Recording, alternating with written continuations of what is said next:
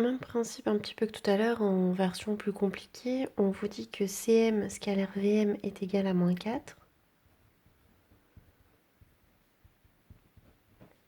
Si on reprend la même formule que dans l'exercice 3, on a besoin que les vecteurs commencent par la lettre M. Donc je vais prendre l'opposé du vecteur CM, ce qui va me faire MC. Donc l'opposé de MC, c'est bien CM, ce qui ne change rien à ce que j'ai écrit ici. Et l'opposé de VM, c'est MV. Donc l'opposé de MV, c'est VM. Donc en fait, je n'ai rien changé à cette égalité-là.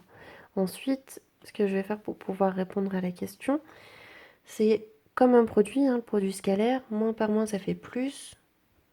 Donc c'est comme si j'avais plus MC scalaire MV. Et ça doit être égal à moins 4. Donc encore le même principe que tout à l'heure. On va considérer le segment CV et on va considérer I le milieu de CV.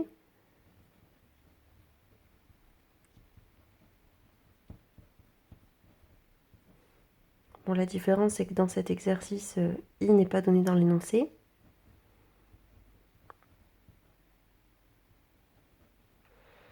Et même chose que pour dans le cours, donc c'est M avec le milieu, donc là, MI au carré, moins 1 quart du segment, donc le segment, ce sera CV, doit être égal à moins 4.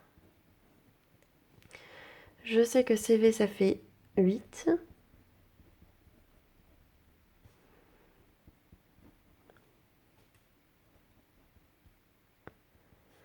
Alors, là, c'est 1 fois 8, 64, divisé par 4, 16.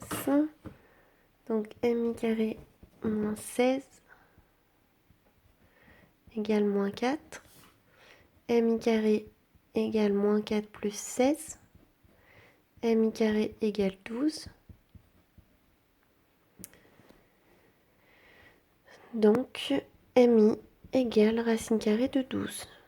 Donc, même principe que tout à l'heure, si j'ai le segment CV, que j'ai un point I au milieu,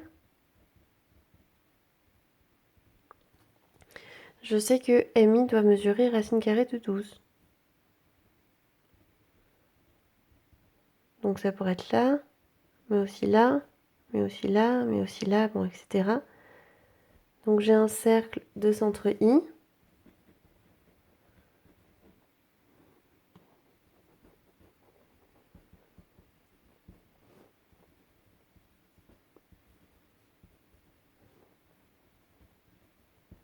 Parce que la distance, je la regarde par rapport à I.